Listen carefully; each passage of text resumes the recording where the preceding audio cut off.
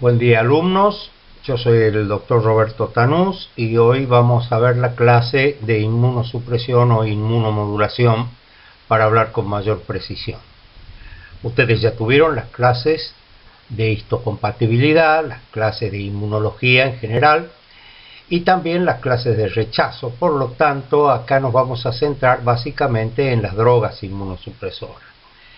Como ustedes saben, estos son medicamentos que modifican la respuesta inmune normal del individuo y su indicación básica son las patologías autoinmunitarias tipo lupus, artritis reumatoidea, etc. En el trasplante de órganos, su uso, tanto solas como combinadas, permiten la prevención del rechazo por un lado y el tratamiento del mismo cuando éste se presenta, y a través del tiempo esta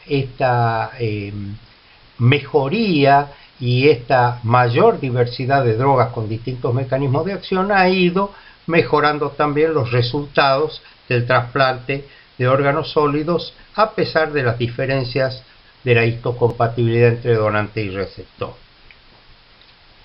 Otro concepto muy importante que tienen que tener de inicio es que tras el trasplante es muy importante conseguir un equilibrio entre el efecto inmunosupresor de los fármacos y la respuesta inmunológica del huésped, con el fin de evitar las infecciones oportunistas.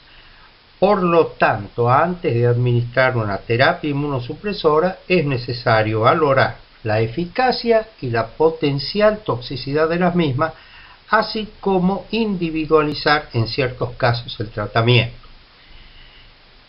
Igualmente, a esta altura de la evolución de los trasplantes, que ya lleva más de 60 años, no hay un consenso universal sobre el mejor régimen inmunosupresor a utilizar, más allá de todos los avances que vamos a ver que se fueron sucediendo.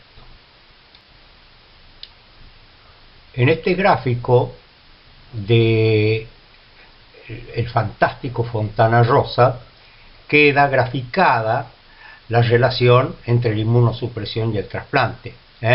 Desde siempre, desde que se empezó con los trasplantes ya de piel, el tema del rechazo era el gran tema a vencer, y me pareció bastante interesante esta manifestación de Fontana Rosa respecto del rechazo, ¿no?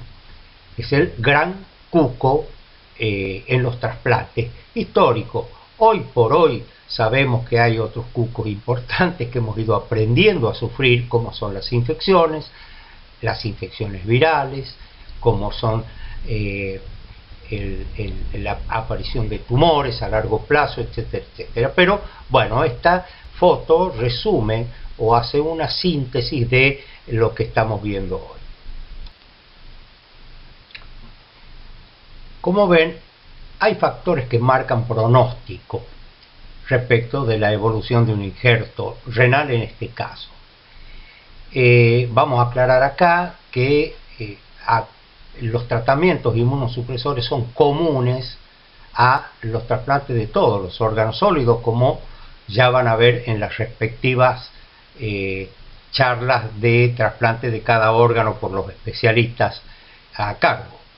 El rechazo agudo fue por años uno de los eventos inmunológicos que se lo marcó como uno de los generadores de pronóstico o de mal pronóstico a largo plazo.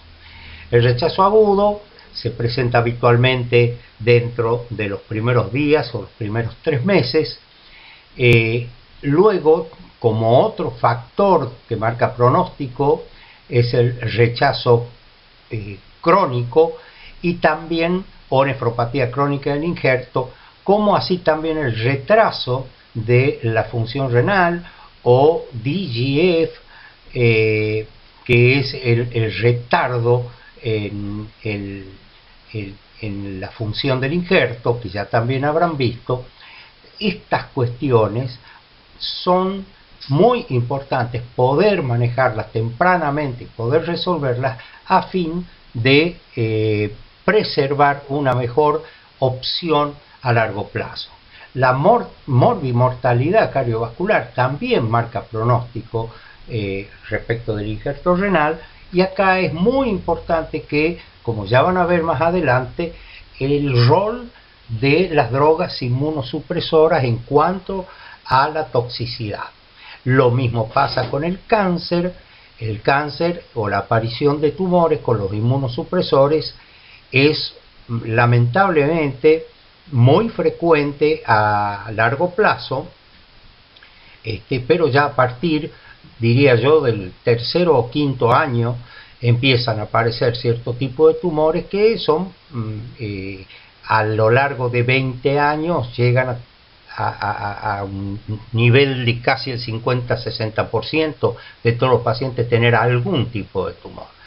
Y finalmente, otro factor muy importante a tener en cuenta es la compliance del tratamiento. La compliance o adherencia al tratamiento siempre se la ve como una miscelánea, sin embargo, es muy importante porque es bastante frecuente ver que los pacientes no cumplen acabadamente con el tratamiento en cuanto a respetar las dosis, las frecuencias, o cuando se quedan sin medicamentos, etcétera, etcétera, y eso genera que los niveles de droga en el organismo tengan una alternancia muy grande con muchos periodos varios de subinmunosupresión, lo cual genera el desarrollo de rechazo crónico, por ejemplo. Este hecho, el de la no adherencia o compliance del tratamiento, hace perder a nivel internacional alrededor de un 15% de los trasplantes de órganos. Bien, en este gráfico podemos ver de los factores de riesgo o la evolución de los factores de riesgo a través del tiempo, de lo que hablábamos recién. Como ustedes ven, en la línea verde ven lo que es la necrosis tubular aguda o la TGF o la falla inicial del injerto, la IRA, y también ven que se produce dentro de este primer periodo el rechazo agudo, ¿cierto? Luego, fíjense en la línea naranja cómo evoluciona a través del tiempo el rechazo crónico del injerto, que a 5 años de trasplantado ya hay un 50% de pacientes que tienen rasgos histológicos de nefropatía crónica del injerto. En la línea celeste pueden observar cómo con el tiempo va aumentando la no adherencia al tratamiento, esto que hablábamos de la no compliance, y en la línea azul vemos la afectación a través del tiempo de la mortalidad o morbimortalidad cardiovascular y del cáncer. Cuestiones sobre las que ya vamos a volver.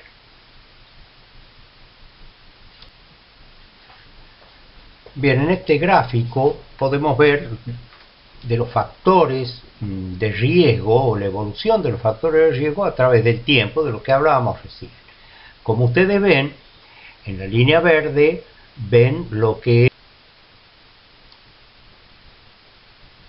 Bien, como hemos dicho, las drogas inmunosupresoras poseen efectos concretos y conocidos, ¿no es cierto? El efecto terapéutico, en el caso de trasplante de órganos, será la supresión del rechazo. Yo agregaría acá prevención y supresión del rechazo. En el caso de tóxico inmune, o sea, efectos emanados de su toxicidad, el cáncer y las infecciones, como ya hemos comentado. Y en el caso tóxico no inmune es la reacción anafiláctica que produce cada agente específico. Muy bien. Recuerden, cuando hablemos de inmunosupresión, dos conceptos que son importantes a tener en cuenta, y que es la sobreinmunosupresión, tener mucho cuidado porque eso genera innumerables trastornos, básicamente infectológicos, y la subinmunosupresión, como hemos mencionado en el caso de adherencia, que generaba la presentación de rechazo del órgano, ¿no? A lo largo de los años, cuando nosotros iniciamos nuestros programas de trasplante, contábamos solamente con un par de drogas para el manejo de la inmunosupresión, la cual era la azatioprina y los corticosteroides, y estamos hablando de la década del 60-70. Bueno, estas drogas han posibilitado el desarrollo de los trasplantes de órganos, pero con los años se han ido agregando nuevas drogas con distintos mecanismos de acción, y hoy, como ven, tenemos prácticamente un arsenal terapéutico que ha posibilitado la reducción de los rechazos, por ejemplo, y un poco la mejoría a largo plazo de los trasplantes.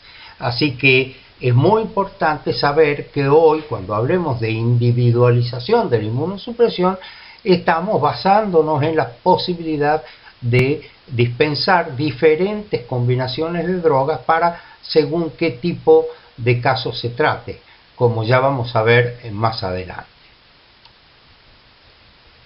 A lo largo de los años, cuando nosotros iniciamos nuestros programas de trasplante, contábamos solamente con un par de drogas para el manejo de la inmunosupresión, la cual era la azatioprina y los corticosteroides, y estamos hablando de la década del 60-70. Bueno, estas drogas han posibilitado el desarrollo de los trasplantes de órganos, pero con los años se han ido agregando nuevas drogas con distintos mecanismos de acción, y acá tenemos graficado lo que decíamos en la diapositiva anterior. Fíjense ustedes que el inicio de los trasplantes allá por los años 60 y básicamente el inicio de los trasplantes con donantes cadavéricos y con protocolos de procuración, etcétera, etcétera, y todo esto que ya han visto en clases anteriores, a partir de los años 70,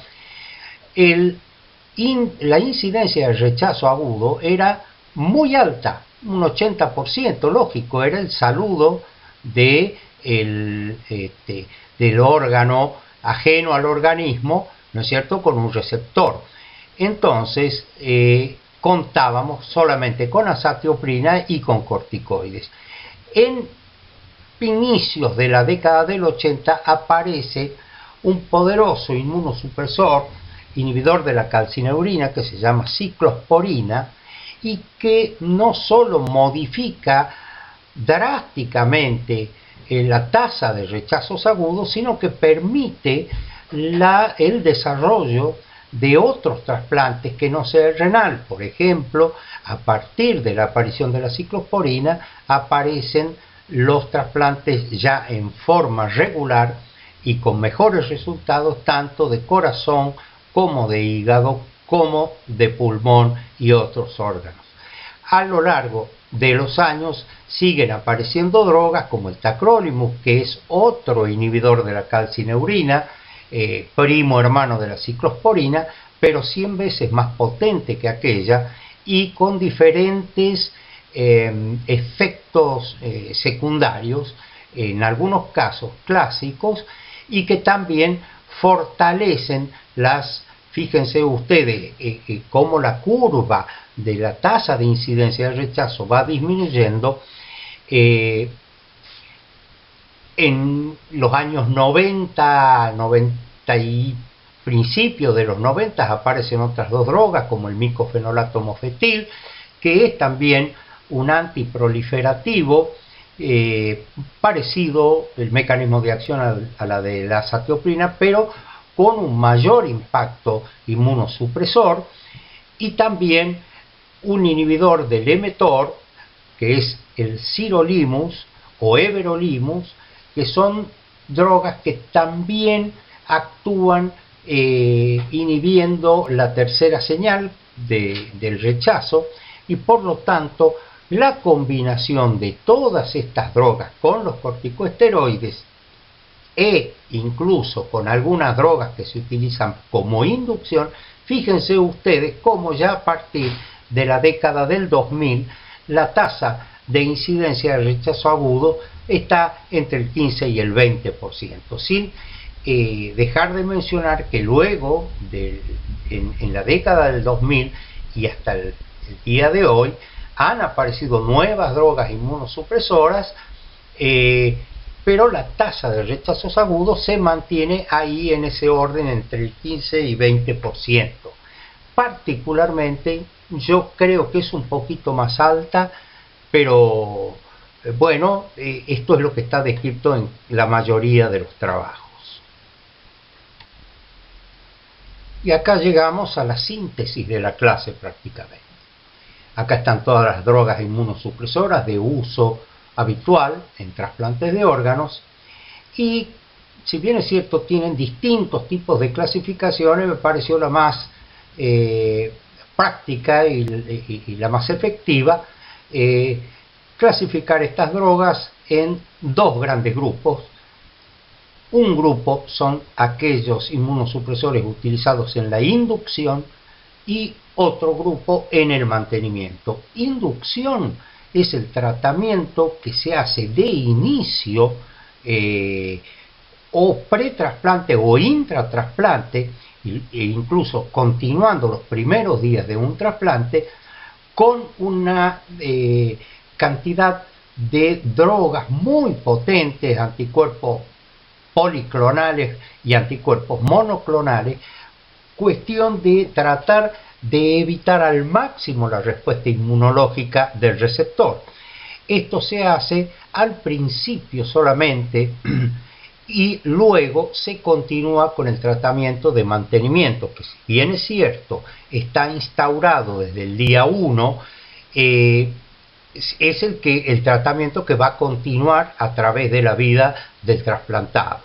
En el caso de inducción se usa en general una de las drogas que ustedes ven acá, y en el caso de mantenimiento se utiliza en general el triple esquema combinando distintas de las drogas que ustedes ven ahí como drogas de mantenimiento. Dentro de lo que son los mecanismos de acción de estas drogas, bien, los que no depletan, que ven allí en primer lugar entre las drogas de inducción, son anticuerpos monoclonales humanizados híbridos que son anti-CD25, o sea que trabajan sobre inhibiendo una molécula de membrana de los linfocitos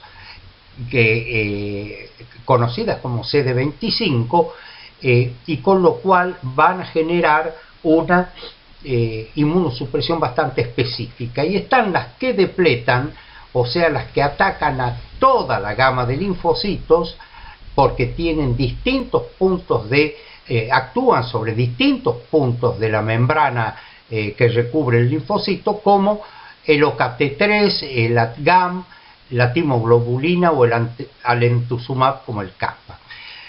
Acá el OKT3 actúa más sobre CD3, es tal vez un poco más específico y podría estar vinculado más en un intermedio entre los que no depletan y depletan. La que más se utiliza es la timoglobulina, que casi ya es de uso universal, y tiene que ver su uso, tanto las que no depletan o las que depletan cualquier droga que se utilice en inducción, tiene que ver si el paciente es un paciente de alto riesgo inmunológico o de bajo riesgo inmunológico, si es con donante vivo, si es con donante cadavérico, o si es un retrasplante o es un hipersensibilizado. O sea, en diferentes circunstancias se utiliza cualquiera de estas drogas como inducción.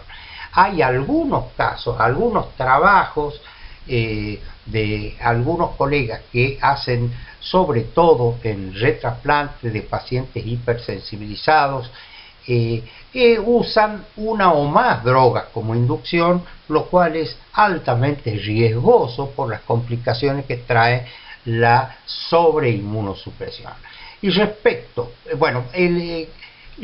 de las drogas de mantenimiento, que son las que va a recibir el paciente toda la vida mientras dure su injerto, tenemos en primer lugar a los corticosteroides, de los cuales se usan la metilprednisona o metilprednisolona. Los corticoides tienen su mecanismo de acción es inhibiendo la síntesis de interleuquina 1, que activan las células T cooperadoras, e inhiben la interleuquina 6, que activa los linfocitos B. También actúan inhibiendo el factor de necrosis tumoral y interferón gamma. Por lo tanto, interfieren en la respuesta inmune tanto celular como humoral. Es un gran antiinflamatorio, pero que también hemos aprendido que tiene algunas propiedades inmunosupresoras. Respecto de los esteroides, es muy importante saber que tiene muchos efectos adversos, como por ejemplo las infecciones, la obesidad, la osteonecrosis aséptica, la hipertensión arterial, hiperglucemia, dislipemia, úlcera péptica, el Cushing y a largo plazo miopatía, catarata, arteriosclerosis. O sea, como ustedes ven, hay que ser muy cuidadosos cuando hablamos de la relación entre la eficacia de la dosis, ¿no es cierto?, y la toxicidad de los inmunosupresores. Los corticoides, por ejemplo, en el caso de los niños, como afectan los cartílagos de crecimiento, suelen utilizarse durante un primer periodo y se trata de no solo minimizar, sino retirar los corticoides a mediano plazo. Las dosis de corticoides en general se utilizan una dosis de choque al inicio, conviviendo con la dosis de inducción de los medicamentos ya antes mencionados, que en general es de 500 miligramos y luego se va descendiendo y luego quedan con una dosis habitualmente de 0,5 a 1 miligramo kilo día el primer mes, para luego ir disminuyendo para el tercer mes estar más o menos con una dosis entre 4 y 8 miligramos por día. Tenemos la azatioprina, que es un antimetabolito. La azatioprina, que es un derivado imidazólico de la 6-mercaptopurina, inhibe la síntesis de purina y por lo tanto la proliferación de linfocitos T. Los efectos adversos de la azatioprina, básicos o clásicos mejor dicho, es la depresión medular, la colestasis intrahepática, las infecciones, como todos los inmunosupresores, y a largo plazo las neoplasias. Es una droga que se da en una dosis de 1,5 a 2 miligramos kilo día y luego del primer mes se mantiene con 1,5 miligramos kilo día. Es importante saber que la azatioprina prácticamente ha caído en desuso y hoy solamente se la utiliza cuando el otro antimetabolito, como el micofenolato, produce intolerancias, y entonces en esos casos, cuando hay necesidad de retirar el micofenolato, bueno, se puede reemplazar por azatioprina. Es una droga muy eficaz y que mantiene combinada muy buenos resultados, lo mismo que con los protocolos con micofenolato. Y ya estamos con el mofetilmicofenolato, que es el otro antimetabolito, que también tiene su acción en el ciclo celular, inhibiendo también la proliferación de linfocitos, tanto T como B.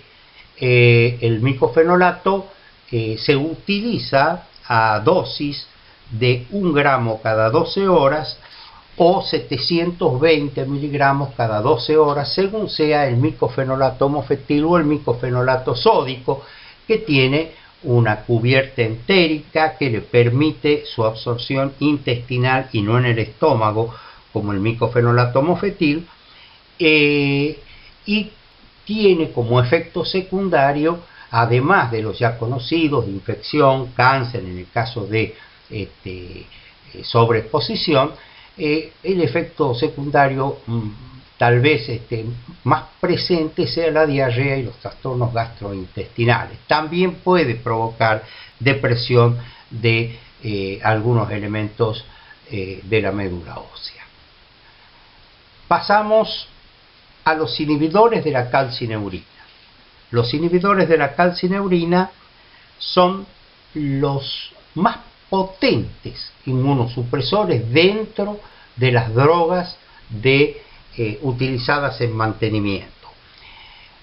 Allí tenemos la ciclosporina y el tacrolimus. La ciclosporina, que fue la primera que apareció de los anticalcineurínicos, su mecanismo de acción es unirse a la ciclofilina, que es una inmunofilina. Este complejo inhibe la actividad de la fosfatasa alcalina y de la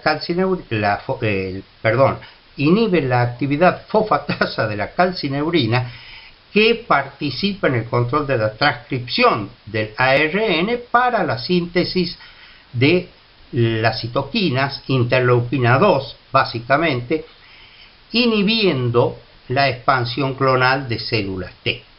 El tacrolimus hace lo mismo, pero en vez de unirse a la ciclosporina para bloquear la actividad fosfatasa de la calcineurina, lo hace a través de una inmunofilina intracelular, que es la FKB beta, que van a conseguir el mismo objetivo, es decir, inhibir la actividad fosfatasa de la calcineurina, por lo tanto inhibir la síntesis de interleuquina 2.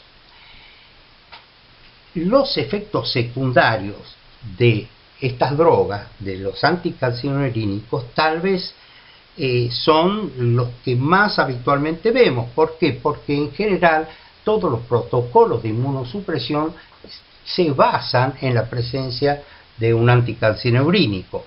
Entonces allí vamos a tener efectos secundarios, digamos, muy concretos, que ya vamos a ver un poquito más adelante, pero básicamente con la ciclosporina tenemos hipertensión arterial, tenemos una nefropatía o una acción de nefrotoxicidad muy importante y conocida, hiperplasia gingival, y bueno, por supuesto, todo lo que tiene que ver con el desarrollo de cáncer, síndrome linfoproliferativo e infecciones. Lo mismo que el tacrolimus, pero el tacrolimus es tal vez más diabetogénico que la ciclosporina, y la otra característica del tacrolimus es la afectación neurológica, que puede ir desde temblores hasta convulsiones en algunos casos. Por lo tanto, hay que ser muy cuidadosos respecto de las dosis y respecto de estar alerta a los síntomas que presentan los pacientes que reciben estas drogas. Estas dos drogas son dosables, y esto es muy importante porque según el dosaje de estas dos drogas van a ser los ajustes de dosis pertinentes. En el caso de la ciclosporina, se dosa, digamos, en el periodo valle o predosis. Si bien es cierto su mayor actividad es a la segunda o tercera hora de la ingestión de la ciclosporina, se mide habitualmente más confortablemente en predosis o valle, que es que debe tener un índice, o debe tener un valor al principio más alto, porque es donde se requiere una mayor inmunosupresión, que está entre el orden de los 250 y 350 nanogramos por mililitro.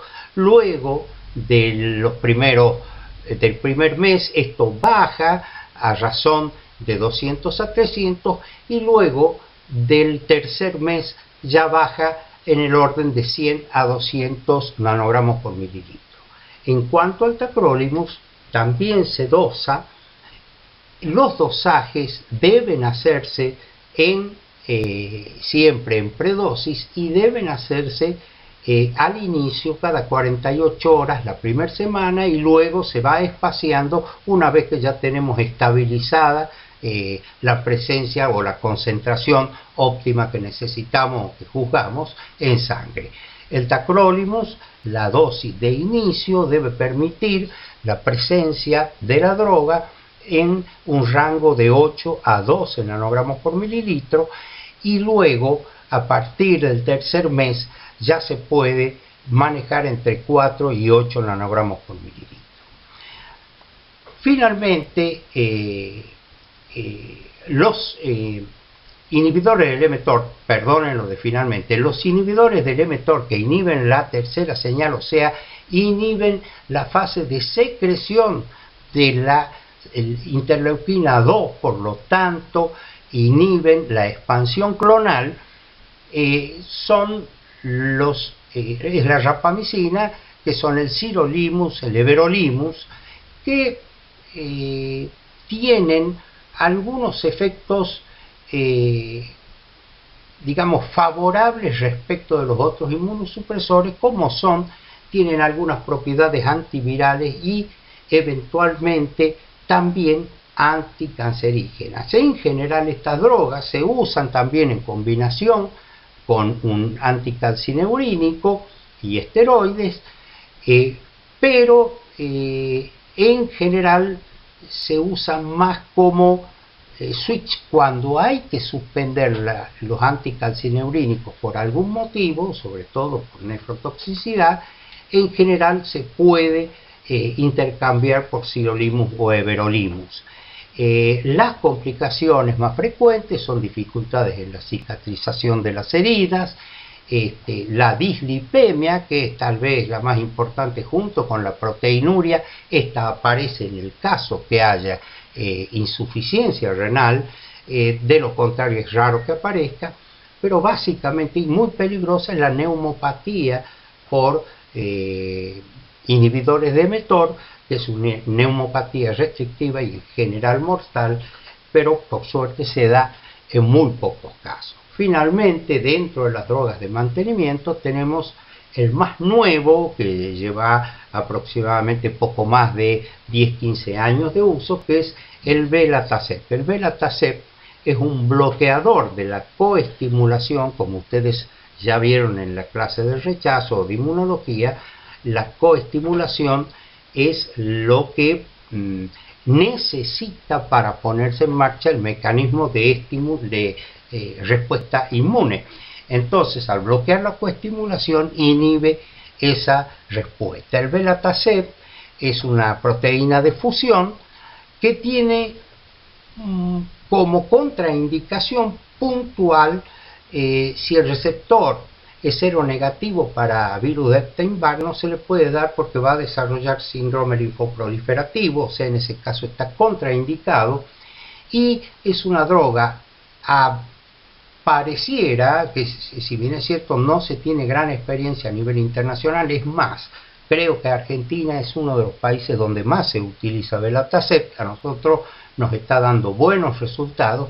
Tiene una ventaja: si bien es cierto, al inicio se da una infusión intravenosa de 10 miligramos kilo día, los días 1 y 5, luego la semana 2 y 4, luego se da 10 miligramos kilo día una vez al mes, y como ven, luego del tercer o cuarto mes el paciente queda solamente con una infusión mensual intravenosa. Es muy cómodo, muy práctico, favorece el tema de la adherencia, y como efectos secundarios realmente, salvo algunos trastornos gastrointestinales menores, no, y obviamente teniendo la previsión de lo que hablábamos de la serología negativa del Epstein-Barr virus, en general hasta acá está dando muy buenos resultados. Llama la atención que su uso esté restringido a nivel internacional, pero bueno, iremos viendo con los años a raíz de que se ¿Por qué se trata esto? En el caso nuestro, hasta hemos tenido una paciente bajo régimen de Belatacept que ha sido madre 2 veces ya, y no hubo necesidad de suspender la droga ni de modificar, y sus hijos están perfectos. Muy bien, vamos a seguir con una pequeña mirada ahora en la diapo que viene respecto de dónde, una síntesis de dónde actúan estos inmunosupresores. Bien, como pueden ver acá, esto ya lo habrán visto cuando vieron la clase de inmunología, más probablemente cuando vieron la clase de rechazo. Esto es simplemente una síntesis muy breve. Esta es la célula presentadora del antígeno que trae presentando los péptidos de los antígenos HLA que se presentan a la membrana del linfocito T. Esta presentación es el inicio de la actividad. Acá ustedes ven que se activa la calcineurina y a través de su actividad fosfatasa se activa el RNA que va a producir la síntesis de interleuquina 2. Acá está el receptor de interleuquina 2, el que luego va a promover la liberación de las mismas citoquinas y van a generar la expansión clonal en el ciclo celular. Acá actúa los inhibidores de la calcineurina en la primera señal. Esto se conoce como primera señal. La segunda señal es lo que hablábamos, que es necesaria para que esta primera señal surta efecto. Necesita de la coestimulación, que repito es la segunda señal, y es donde actúa a nivel de interacción entre los CD80-86 y CD28 el Belatacept. Esta coestimulación permite que siga en marcha el proceso de estimulación de la respuesta inmune. Finalmente, la tercera señal, que es donde actúan los inhibidores del mTOR que ustedes observan allí, inhiben la secreción de interleuquina 2, por lo tanto inhiben la expansión clonal. Dentro del ciclo celular ustedes pueden apreciar la actividad tanto de la azatioprina como la del micofenolato, que es esa MPA que ustedes ven allí. Finalmente, ahí ven algunos, en este diapositivo, algunos de los anticuerpos monoclonales. Acuérdense que los policlonales actúan a muy distintos niveles de la membrana, y como monoclonales ven allí arriba el anti-CD25, que son el daclizumab y el basilizumab, que es el más común que se usa dentro de los monoclonales como inducción, y aquí abajo al costado derecho el anti-CD52, que es el CAMPA, que es muy buen inmunosupresor como inductor, pero que se ha dejado de usar por razones que yo personalmente desconozco. Bueno, esta es una síntesis de el lugar donde actúan todos los inmunosupresores.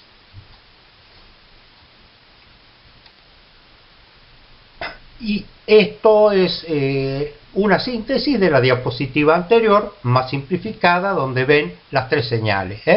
La presentación a través de la célula presentadora del antígeno a la membrana del linfocito T de los antígenos HLA, primera señal, donde actúan la ciclosporina y el tacrolimus. La señal coestimuladora, o la segunda señal, donde actúa el Belatacept, y luego la tercera señal a nivel de la secreción de interleuquina 2, donde actúan los inhibidores del mTOR, como el sirolimus, el everolimus, y finalmente el ciclo celular, que está inhibida esa proliferación celular por el mecanismo de acción, por el micofenolato mofetil y la azatioprina, donde ustedes pueden ver.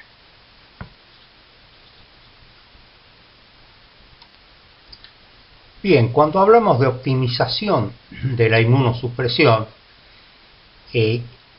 y también hablamos de individualización de la inmunosupresión, pero cuando hablamos básicamente de optimización de la inmunosupresión, acuérdense que es el tratar con la mínima cantidad de droga necesaria para conseguir el resultado esperado, evitando los efectos secundarios, es decir, la eficacia versus la toxicidad, ¿no?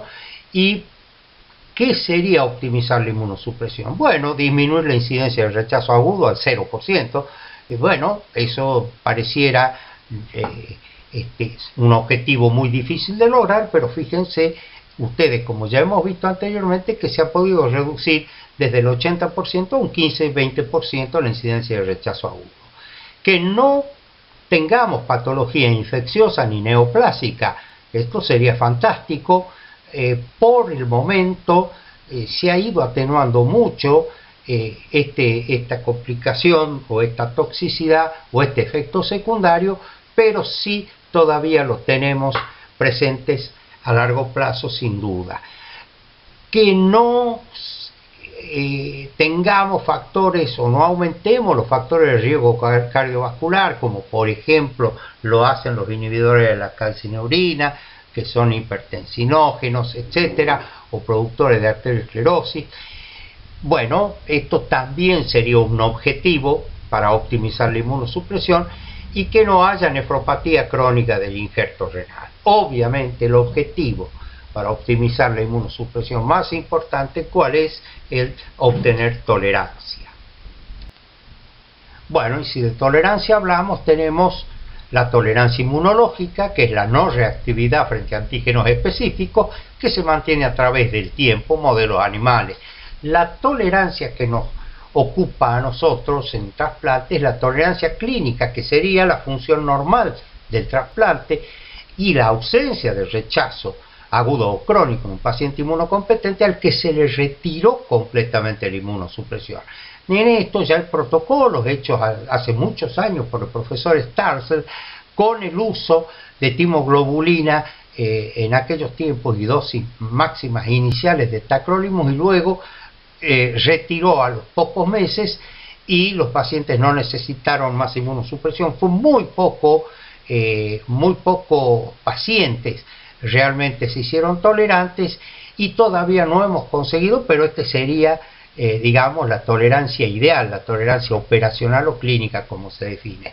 En lo que se está trabajando mucho y que se están mejorando resultados es en la tolerancia de mínima o probe tolerance, que así se conoce, que es la función normal de los trasplantes con dosis lo más reducida posible de inmunosupresores.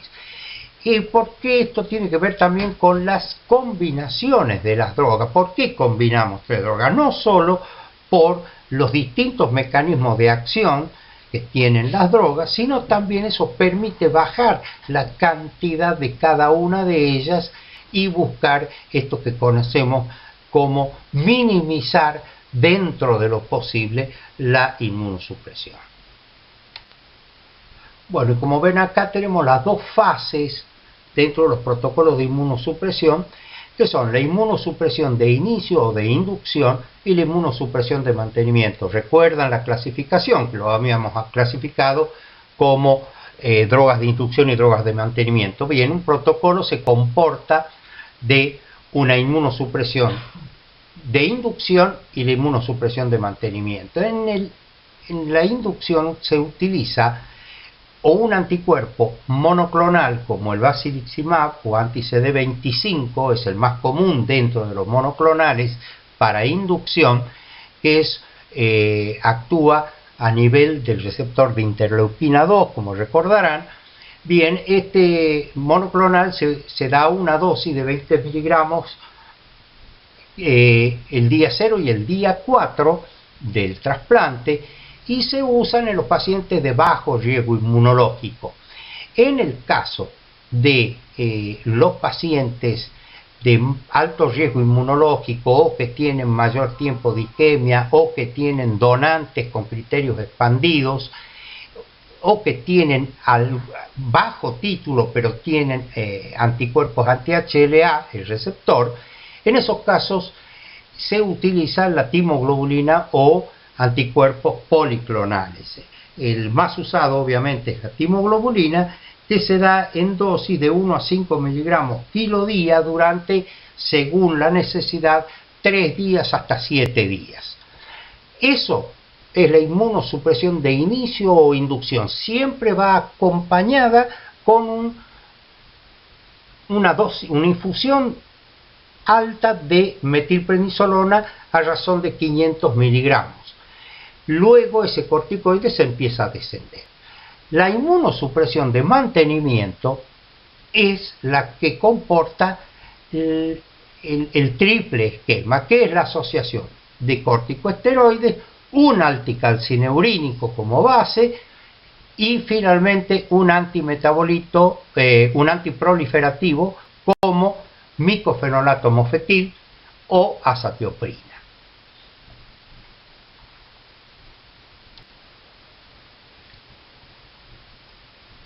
¿Por qué individualización de la inmunosupresión? Porque, como ya más o menos se fueron dando cuenta, no es lo mismo hacer un tratamiento inmunosupresor a un paciente adulto que recibe un órgano de otro paciente adulto que tiene anticuerpos preformados, o a un paciente diabético, o para un doble trasplante como renopancreático o hepatorenal, o un niño. Entonces tenemos que saber combinar y saber utilizar todas las posibilidades que hoy disponemos para dar la mejor inmunosupresión posible con el menor efecto secundario posible. ¿Cómo lo hacemos? A través de la combinación de las distintas drogas y a través de los distintos protocolos, como ahora vamos a ver. Y como ven ustedes acá, ¿cómo definimos esa individualización? Se trata de adaptar el tratamiento inmunosupresor a las características demográficas, clínicas e inmunológicas del donante y receptor durante toda la evolución del trasplante renal. Como durante la evolución puede ir habiendo cambios y podemos ir modificando los protocolos de inmunosupresión, es importante tener presente este concepto. Entonces, esto simplemente muestra que el tratamiento inmunosupresor, como dice allí abajo, es dinámico. Y entonces acá tenemos cuál sería el objetivo de todo esto que estamos hablando. Primero, conseguir la máxima supervivencia del injerto y del paciente con la mejor calidad de vida. Y segundo, minimizar al máximo la iatrogenia asociada al tratamiento inmunosupresor.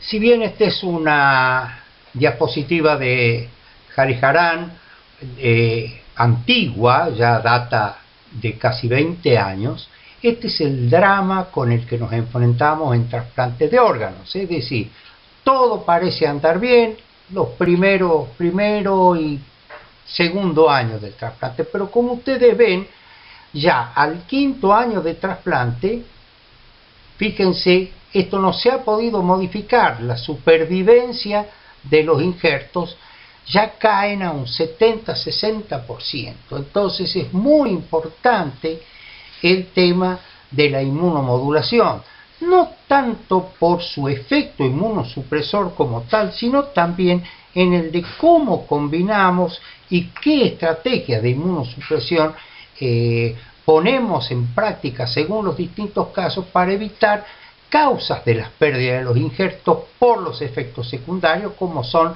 la morbimortalidad cardiovascular, como es el cáncer y como son las infecciones, básicamente las infecciones a CMV y a poliomavirus sobre K. Entonces, algunos conceptos respecto de los protocolos actuales de inmunosupresión. Existen muchas combinaciones farmacológicas a punto de partida de que disponemos de nuevas drogas para combinar. Se progresó en el control del rechazo agudo y del rechazo tardío, como ustedes pudieron ver. Se progresa en el manejo de las infecciones. Se produce una mejora de la supervivencia de los pacientes y la función de los injertos. Pero continúa todavía un a una alta tasa de pérdida de trasplantes. Es importante este detalle porque la supervivencia de un injerto renal con donante cadavérico está en el orden promedio. Hay trasplantes que llevan 30 años de vigencia y están perfectos, y hay trasplantes que se pierden rápidamente, pero el promedio de un trasplante con donante fallecido está en el orden de los 15 años. Entonces uno tiene la expectativa de que duren mayor tiempo.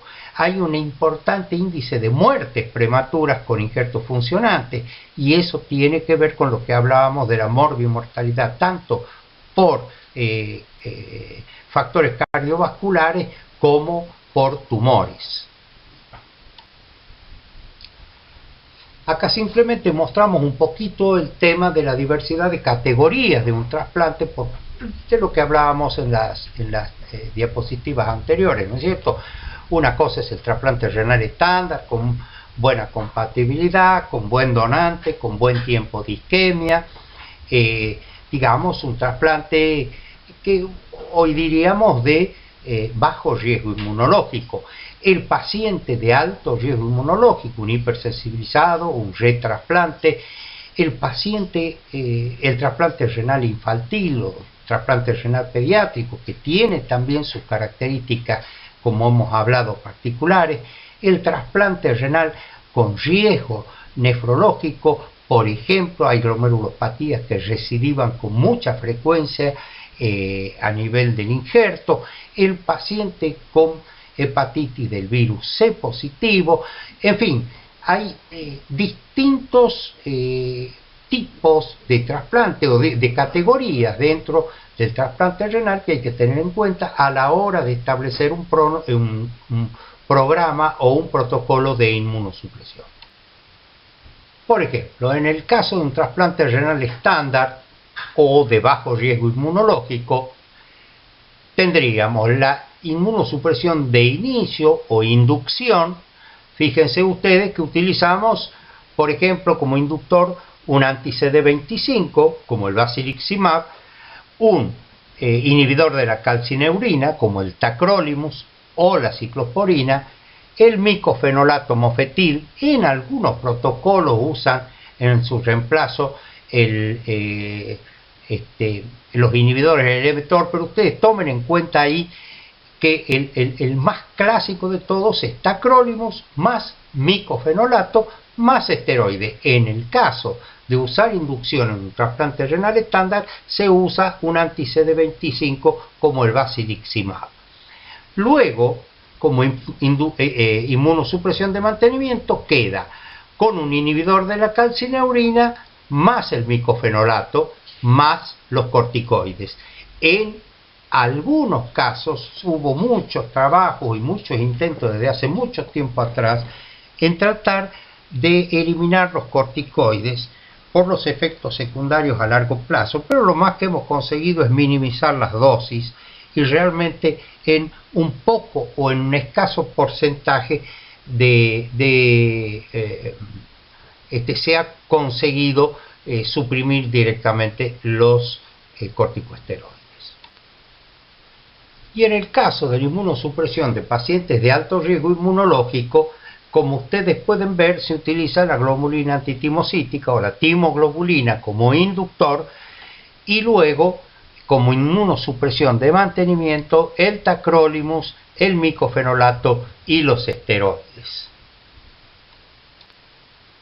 Y acá tienen más o menos el registro estadounidense, que es, ellos hacen una cantidad de trasplantes muy significativa y por lo tanto marcan pautas, pero esto se replica a nivel europeo, a nivel sudamericano, a nivel asiático, y es más o menos cómo evolucionó el uso de los inmunosupresores para ver, para que ustedes vean cómo está más o menos homogeneizado el criterio a nivel mundial. Fíjense ustedes en la primera imagen de los inhibidores de la calcineurina, cómo a partir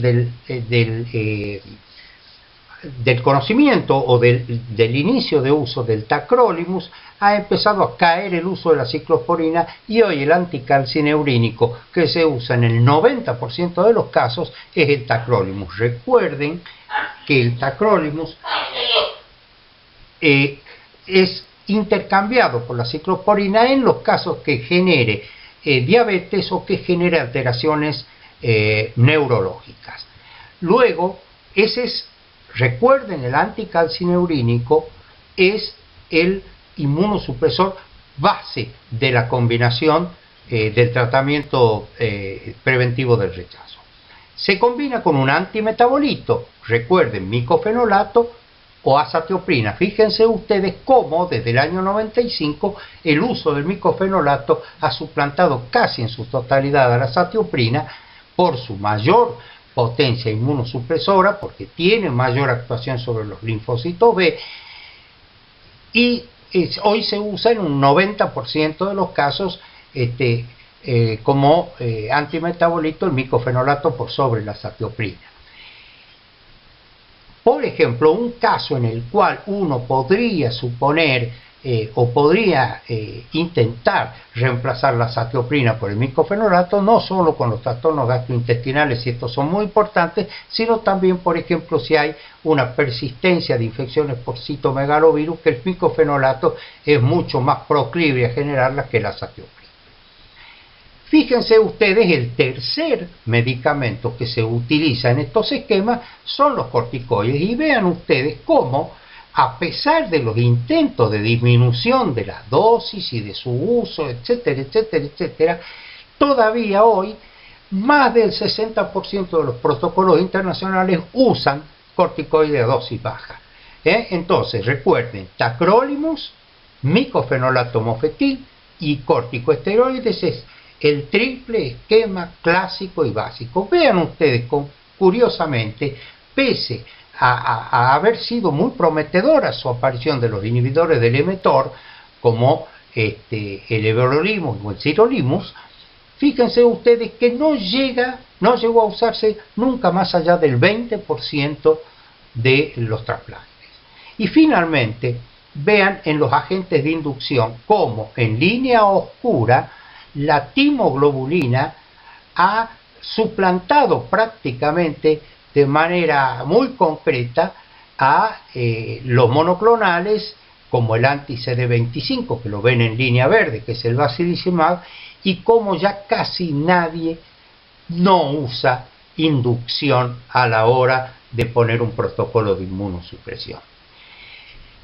Muy bien, esto es la base del tratamiento hoy de todos los trasplantes: trasplante cardíaco, pulmonar, hepático, renal, renopancreático, etcétera, etcétera, etcétera. ¿Hay otros inmunosupresores? Sí, como vimos, el Belatacet, por ejemplo, reemplaza al tacrolimus o inhibidores de la calcineurina. Y en cuanto a inducción, o a pacientes que presentan rechazo humoral, vamos a ver que hay otras drogas que también entran a jugar en el protocolo o en el manejo de la inmunosupresión.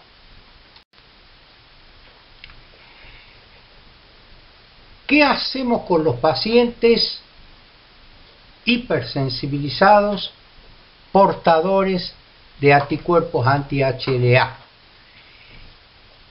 Por lo tanto, cross-match positivo e intrasplantables. Tenemos los protocolos o tratamientos de desensibilización. En estos casos se utiliza inmunoglobulina intravenosa, se utiliza un anti-CD20 muy potente a dosis de 372 miligramos por metro cuadrado, que se da, digamos que tiene un efecto de 6 meses y prácticamente plancha los linfocitos B, y que es el rituximab, que se utiliza en general para el tratamiento de los linfomas, y plasmaféresis. Se hace a días alternos rituximab y plasmaféresis. E inmunoglobulina intravenosa. Esto buscando eliminar o sacar de circulación a los anticuerpos anti-HLA en el receptor. Es muy importante, sepan esto, son protocolos que en general se debieran hacer cuando tienen la posibilidad de un trasplante cercano, porque no dura para siempre la desensibilización por el tema de la memoria inmunológica.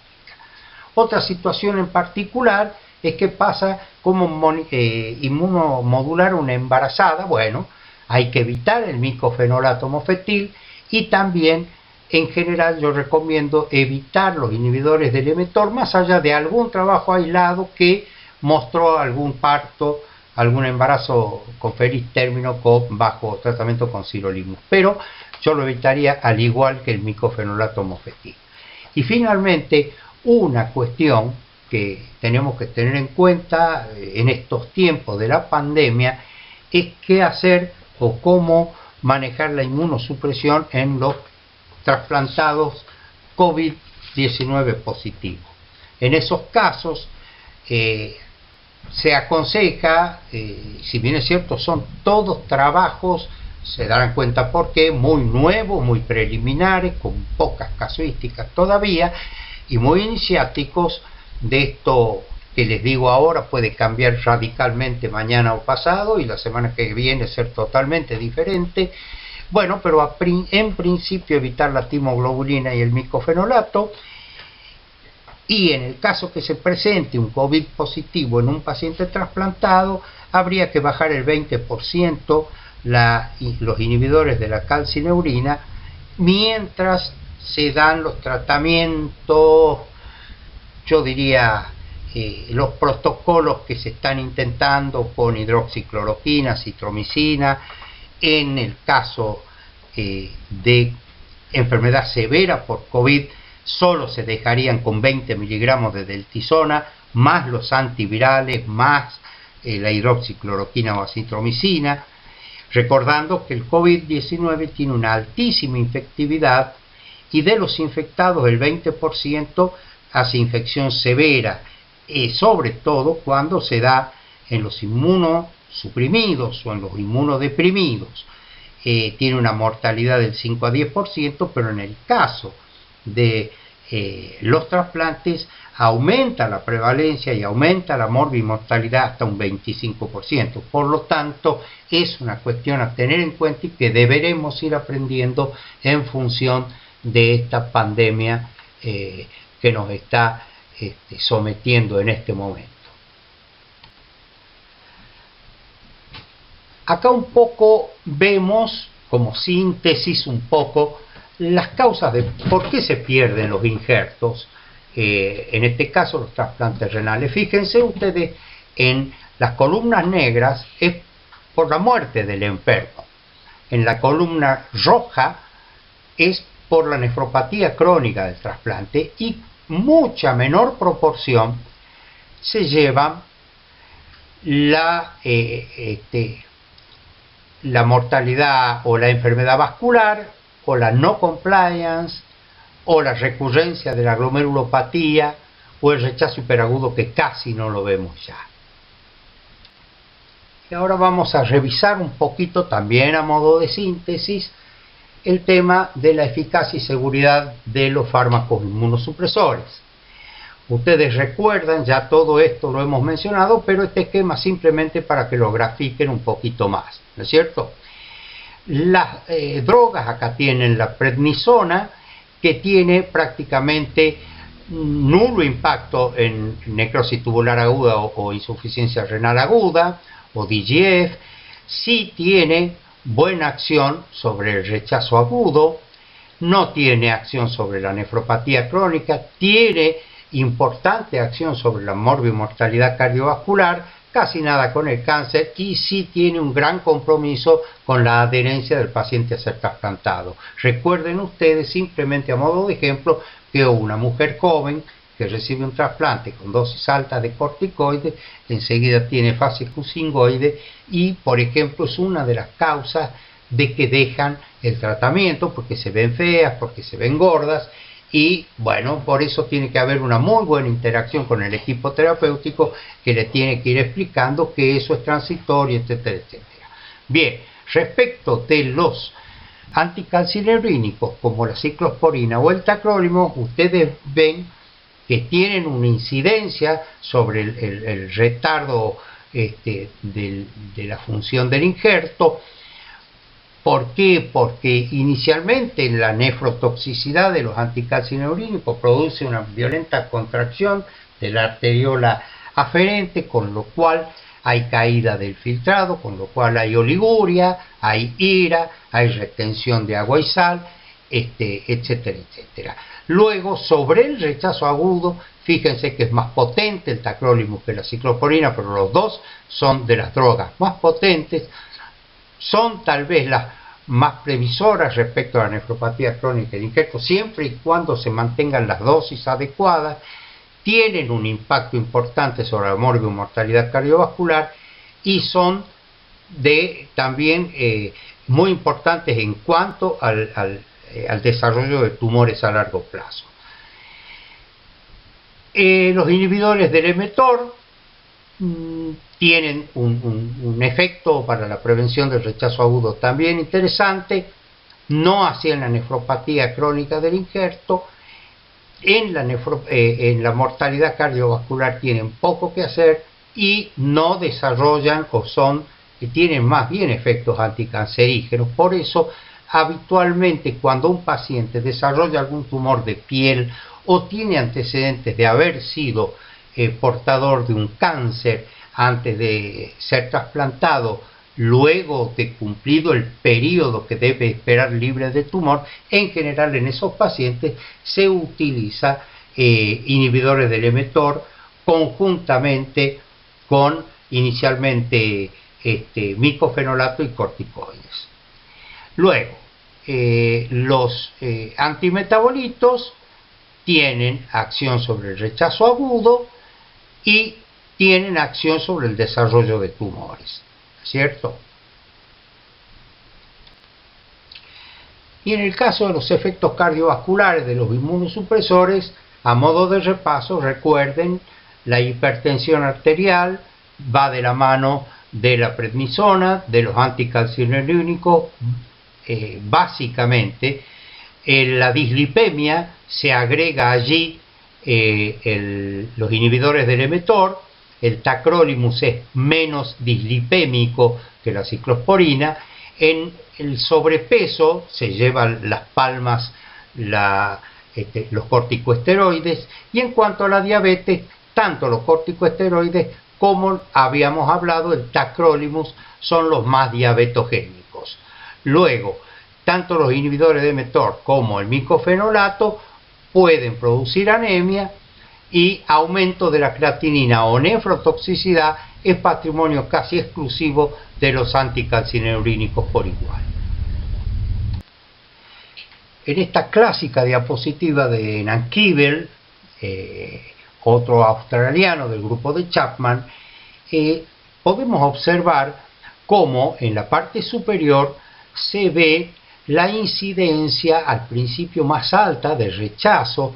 En oscuro está el rechazo agudo, en un poco más claro el rechazo agudo subclínico, y en más clarito el rechazo borderline, que en general debemos considerarlo como rechazo agudo y tratable. Por lo tanto, y como ven, al principio es donde tienen mayor incidencia y a lo largo de los años deja de presentarse, pero como ven en la parte inferior de la imagen, a lo largo de los años van apareciendo y maximizándose hasta llegar casi al 90% de 10 años el deterioro o la lesión crónica del injerto. Esta es una diapositiva clásica, pero muy importante porque nos enseñó a manejar el tema de la nefropatía crónica del injerto.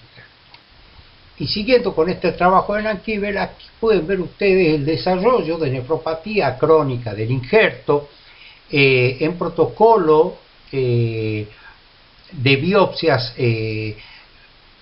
pautadas, digamos lo que se conoce como biopsias de protocolo, como a lo largo de los años el 50% de los pacientes tienen ya un grado 3 de compromiso de nefropatía a 10 años, y casi el 100% tiene por lo menos a 10 años una leve nefropatía crónica, aunque sea de grado 1, que eso se traduce con atrofia tubular y fibrosis intersticial, lo que se conoce como IFTA, para que vean ustedes que lo de los anticalcineurínicos y lo de la senescencia del riñón y lo del impacto de los rechazos, a veces no bien tratados o completamente tratados, tienen su costo a largo plazo. Bien, y terminando con esta parte de nefrotoxicidad, que es muy importante, sobre todo porque, repito, los anticalcineurínicos son la base de los esquemas de inmunosupresión y son los que a largo plazo más dificultades conllevan respecto de los efectos secundarios. Estas formas de nefrotoxicidad pueden ser agudas, subagudas o crónicas. Lo agudo se da en días y en general como factor predisponente para este caso de la toxicidad aguda es muy importante el donante. Tanto la hipotensión del donante como el donante pediátrico como el donante añoso son factores predisponentes, como ya vieron ustedes cuando tuvieron las clases de procuración. ¿Qué se hace en estos casos? Evitar los anticalcineurínicos durante la fase inicial o la primera semana, mientras está cubierto con una buena inducción con timoglobulina. Luego se inicia con los anticalcineurínicos una vez que el paciente recupera diuresis o empieza a bajar la creatinina. En el caso de la nefrotoxicidad subaguda de días o meses, bueno, el factor predisponente son los altos niveles de droga en sangre, por lo tanto hay que bajar las dosis de los anticalcineurínicos hasta lograr el dosaje adecuado. Y finalmente, en la nefrotoxicidad crónica, que es a partir de meses, de muchos meses, el factor predisponente es la nefropatía crónica o el rechazo crónico. El tratamiento es switchear tanto a inhibidores del mTOR o a belatacept, como ya hemos explicado anteriormente. El último párrafo de esta charla quería dárselo a la parte de tumores y trasplantes, porque estamos viendo con mucho que como hoy tenemos resultados o tenemos pacientes trasplantados de muchos años, bueno, estamos empezando a ver una variedad de tumores y se está trabajando mucho en cómo minimizar esta circunstancia. Entonces, siempre, como ustedes ya habrán escuchado en las clases preexistentes, hay un riesgo de recurrencia del tumor después del trasplante, de un trasplante preexistente. Están los tumores de baja recurrencia, como por ejemplo los linfomas, el cáncer de testículos, tiroides, como ustedes ven allí. Están los de recurrencia intermedia, que recurren hasta un 25%, que son los de cánceres de útero, tumor de Wilms, de próstata o de colon, y los cánceres de alta recurrencia, que recurren en más del 25% de los casos, que son cáncer de vejiga, cáncer de piel, cáncer renal sintomático, mieloma o sarcoma. Recuerden ustedes que el tiempo de espera entre que un paciente tuvo un cáncer y fue tratado hasta el trasplante, en ese periodo que no hay actividad tumoral, en algunos casos, para algún tipo de tumores que ya habrán visto en clases previas, es hasta 2 años y en otro hay que esperar por lo menos hasta 5 años. Y en esta última diapositiva ustedes pueden ver cómo es de importante el impacto del tratamiento inmunosupresor sobre el desarrollo del tumor en la población trasplantada. Fíjense ustedes que hay drogas como por ejemplo en los primeros 10 años el micofenolato, la ciclosporina combinada con el micofenolato, el tacrolimus combinado con el micofenolato. A 10 años ya hay un 30% de probabilidades de tumor o tumores acumulativos, digamos, en la casuística, pero a 15 años o a 25 años, ¿cómo aumenta drásticamente la presencia de algún tipo de tumor. Si bien es cierto, en su mayoría son de piel, pero hay mucho síndrome linfoproliferativo y ya también estamos viendo mucho trasplante, mucho tumor de órganos sólidos, así que es muy importante tener presente el impacto de la inmunosupresión, como pueden ver ustedes acá en relación al cáncer. Y vean ustedes acá abajo donde dice SRL+, micofenolato o anticancineurínico, es el inhibidor del mTOR, o sea, el sirolimus o el everolimus, que no desarrollan tumores. Es como una suerte de agente antitumoral. Por lo tanto, recuerden que habíamos mencionado que en el caso de antecedentes tumorales del paciente receptor, o en el caso que un receptor desarrolle, aunque sea un tumor de piel que se pueda sacar, sin embargo, esos casos hay que switchar y ponerlos a los pacientes con este inmunosupresor. Bien, finalmente, antes de irme, ustedes ven acá una hermosa imagen del tren de las nubes de mi provincia de Salta, que espero que los que todavía no la conozcan vayan a conocer. Quería dejarles el siguiente mensaje. Estamos pasando un momento muy difícil con el tema de la pandemia COVID-19. Creo, esto es muy personal y muy particular, que estamos en los inicios, vamos a tener meses muy duros, así que por favor cuídense. Ustedes ya son casi médicos, instruyan a sus familias y a todos sus relaciones respecto de cómo deben cuidarse, y no se olviden básicamente que la distancia social, el uso de barbijo y el lavado de manos previenen casi en un 80 o 90% la infección de este virus. Un saludo y ojalá que la clase les haya resultado de utilidad.